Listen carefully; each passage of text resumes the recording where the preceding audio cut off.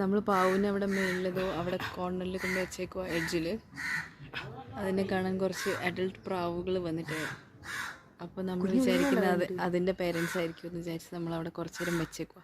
ഓ ഇങ്ങോട്ടൊന്നുമില്ല, പറ്റിച്ചാ പിന്നെ മേളിൽ കയറി പോയി. മേളിൽ നടക്കുന്ന സൗണ്ട് ഉണ്ടോ? എന്താ അവിടെ നടക്കുന്നത്? നമുക്ക് ആ സൈഡിൽ ചെന്ന് നോക്കിയാലോ? ഗായ്സ്, പ്രാവുകൾ അവിടെ വന്ന് നിൽക്കുക ആൻഡ് നമ്മളെ പാവു അവിടെ ഇരിക്കുക. അതോ